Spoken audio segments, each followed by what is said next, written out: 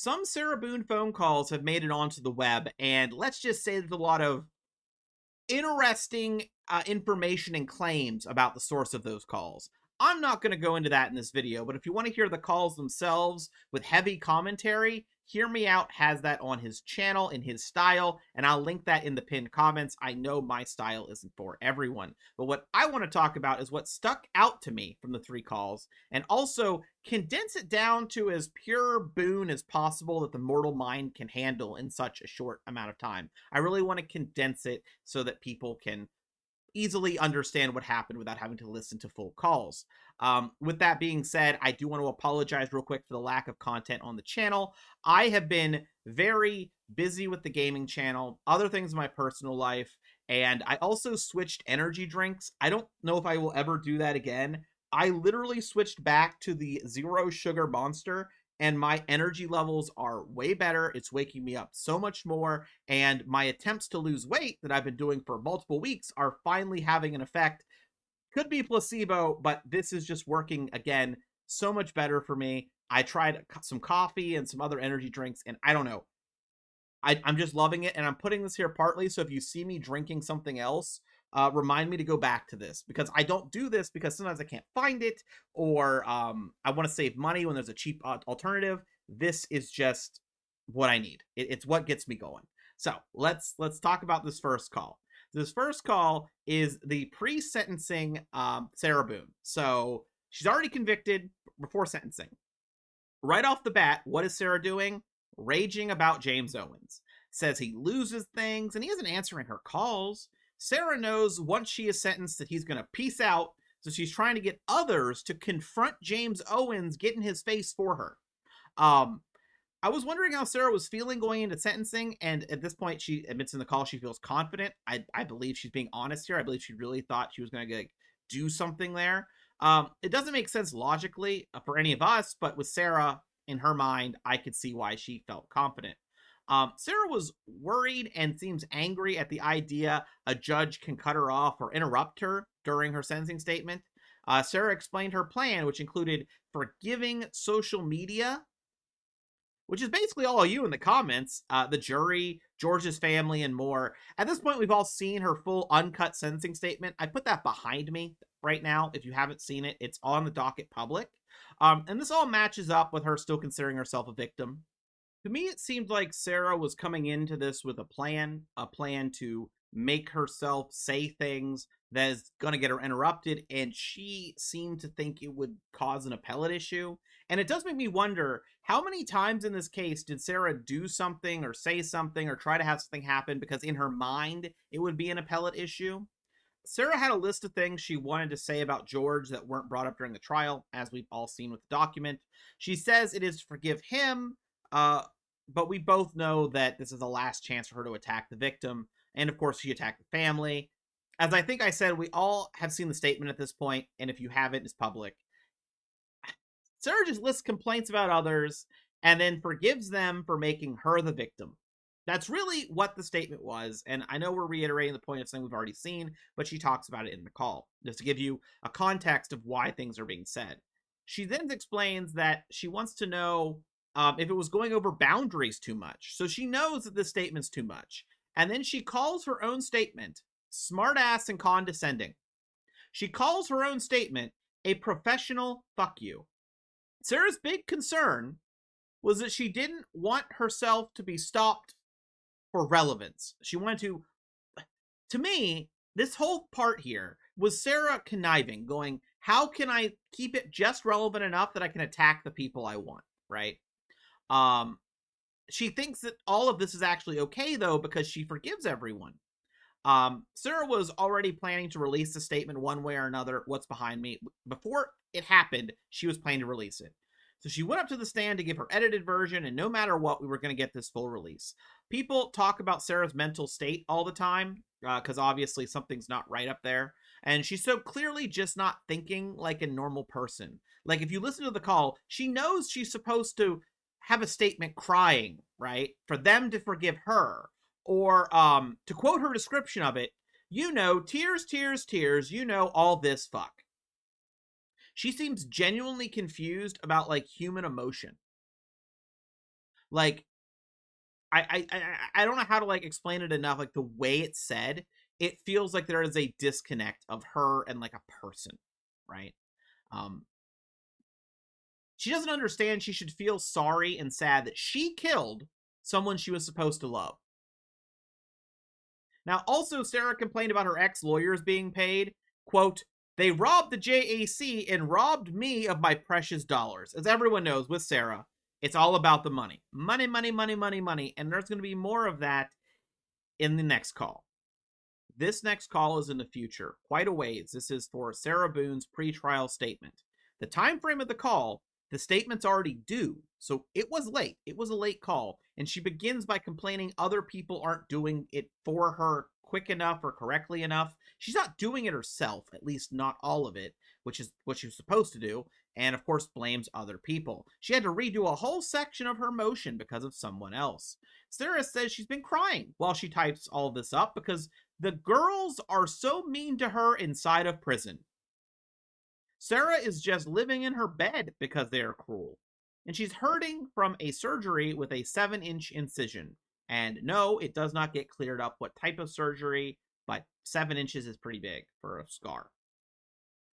Sarah says the girls curse at her, and one girl touches her bunk when getting off the bed, and Sarah confronted her about it, and they called Sarah a dumb bitch and a bunch of other things. This seems pretty genuine, you know, honestly. There's more interactions later where I don't think Sarah's being genuine. Sarah, by her own description, tried to start a condescending complaint about personal space, which I'm just sure it goes great in prison, right? Personal space in prison. Sarah tried to beg other inmates for commissary, and one of them told her to go clean toilets with her toothbrush. So everyone likes her. People keep making fun of her reading her Bible. Because, you know, referencing, we know why you're in here and you're reading a Bible. Sarah says while she is being made fun of, 81 other girls are laughing, clapping, fist bumping, and chest bumping. So if you are to believe the scenario that Sarah is giving, she is being made fun of and everyone is literally fist bumping and joining in. I doubt that's true. It would be appropriate for what she does and how she acts. Sarah's neighbor was previously letting her use deodorant, but stopped because Sarah was using all the deodorant. So just so you know, Sarah Boone may stink. Sarah cries on the call and describes how humble she is. Of course, Sarah. Sarah said she asked one of the mean girls what she did wrong, and they said she's fresh meat and they are going to tear her apart. That sounds like she watched a TV show. A couple other things sound like that too. It does not sound like it's very different when Sarah is like glossing over previous stuff, and here she's like, here is this like movie quote worthy statement, you know. Back to saying how she believes in God. So yep, she's using the Bible as a shield, of course.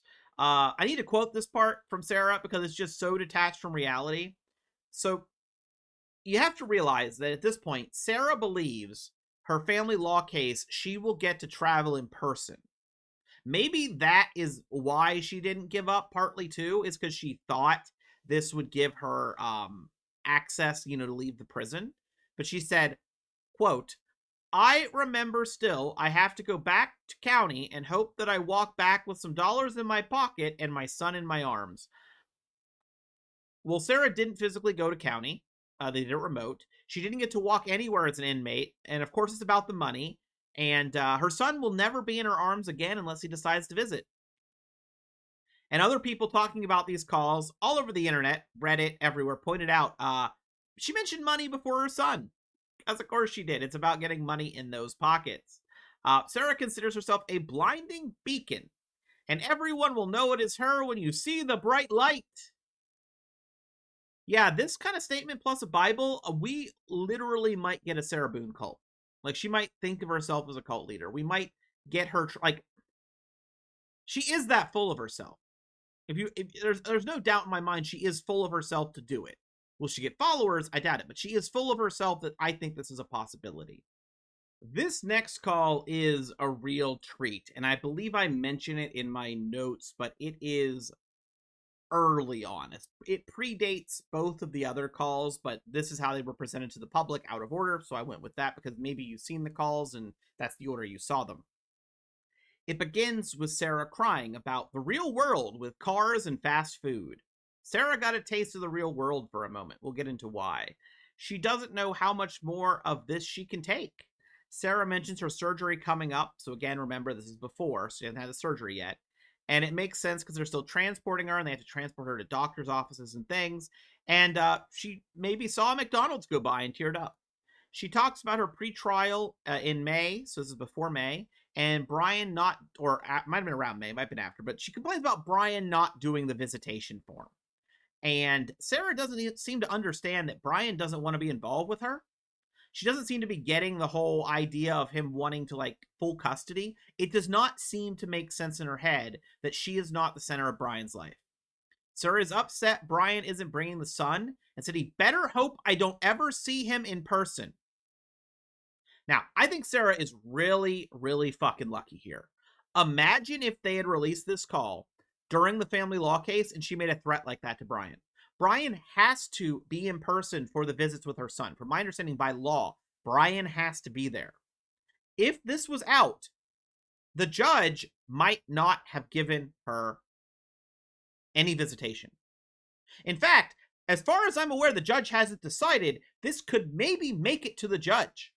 I don't know if they can consider it. Maybe the call's fake, right? Like they could always claim that, probably can't consider it. But if this was put in the call and verified by Brian's attorney, they were able to get it from the jail and present it to the judge. She got so lucky. This is just so lucky. Sarah complains at this point, she is in a fabulous dorm. So she's a great dorm, right? But without alimony, she doesn't have anything. And she wants $61,000. And she tries to claim that Brian tried to settle and give her $6,000. So, could be Sarah misreading things. She's not that bright. We've seen her misread court documents before, right? It's fully in her character to misread it. But she seems to think she was offered $6,000. But if it's true, that is two offers Sarah should have taken. She should have taken a plea deal, and she should have taken that. Sarah claims Brian is bitter, and he's the angry one. Brian is angry he has to live an adult male life now. He was already raising her son before the incarceration, and he was the only one with money. Maybe this is just Sarah being sexist now. I don't know. Because adult male. What? He was already, like... I'm sure in her mind, an adult male life is because he was once married to her, taking care of her for life, even while she's incarcerated. The person on the call tried to suggest Sarah take less than $61,000, and she got so angry. So angry. Sarah complains how her son gets brought up in the family law case, as he doesn't have anything to do with it. Because remember, it's all about the money to Sarah. Sarah complains Brian's parents have money, and what seems to be an insinuation that his parents can just pay her $61,000, and that money isn't an issue because of his parents. You have to remember, Sarah lived off of Brian, right? So to her, it's completely normal that he should be able to get anything he wants from his parents. Sarah has the gall to complain that Brian needs to work more. What was Sarah's job before prison again? Unemployed? Yeah. Sarah says Brian is destitute, but also rich and working 3 jobs somehow. She also complains that Brian is putting their son on a pedestal and making sure he's treated right. I don't get this. No one seems to get this. Maybe she's like trying to like say this is Brian's narrative. But if she's saying that this is her complaint about Brian, it sounds like he's doing like, first of all, how are you destitute and rich? But also it sounds like he's doing everything right with the son, and that really angers her. She gets really angry that the son gets to do things, which is telling. Sarah wishes she had her car and storage unit. Sarah doesn't know how to do the forms for family court and needs help, but also these are the same forms she did during the divorce, so she should already know how to do them. Sarah saw traffic today and people walking around. She saw an office, and it's just hard for her to see it. She thinks she could work in an office, and then fake cries about her son not picking up her calls. So I'm assuming she was at the doctor's office, and she's like, I could do this, still having fantasies of having a life. She says Brian is vindictive and vicious. I really don't think he is. And if he is, he's not nearly enough. In his position, I would have channeled Sarah. Okay, that's the only way to put it is I would have channeled Sarah, and I would have never surrendered. I would have said she never gets to see the boy again, and that is my hard line in court. I would have taken that hard line above the money, that she just never gets to see him again. And I wonder if he offered, here's $61,000, you give up parental rights. I wonder if Sarah would have taken it. She complains that Brian bought a bidet. Really sets her off. She claims it was a $2,000 bidet.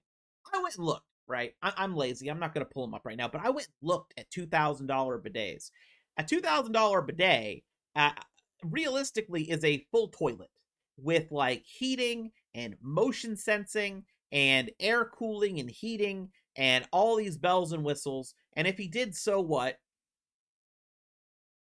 Um, like self-cleaning. But she also complains about Brian's bathroom being dirty. So if it's a self-cleaning toilet, that sounds great. Sarah claims Brian's parents give him $250,000 to $500,000 a year. I doubt that. But he's getting all this money, but also he almost got bankrupted by an $8,000 Uber Eats credit card. So like none of this makes sense. Like if she's saying he almost got bankrupted by $8,000 trying to eat, sure sounds like he might not have the money to pay you, Sarah. Also complains that he has $4,000 in Nintendo shit. What does that mean, Sarah? The Switch 2 wasn't out yet, so the most expensive console would have been the Switch 1, which is what, like $350 maybe? Unless he's like collecting vintage stuff that he just purchased recently. Like you can't complain someone has something expensive if they've had like an N64 from childhood and all the games. Like you want him to sell all of his childhood possessions because you want money. And Sarah complains that Brian and her son can go to the movies and that they can go out to eat, and that Brian and her son are living a good life. And I think that kind of sums up where we're at, right? Sarah is jealous of her own son. Anything about wanting to visit him is just to try to get control of the son. She complains that she'll call the son and he won't call her back, but also that he wants to talk to her, but also she needs what's best for the son, but also he can't go to the movies or go out to eat or have anything. What if the $4,000 in Nintendo was for Brian's son, like for the son? You're telling me that your son can't have video games because you want to have medicinal honey buns? Like,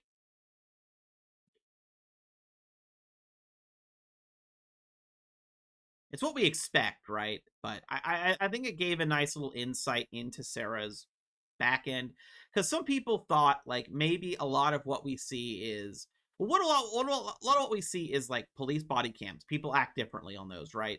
Stressful situation, and we see police interrogations. You act different. We see court.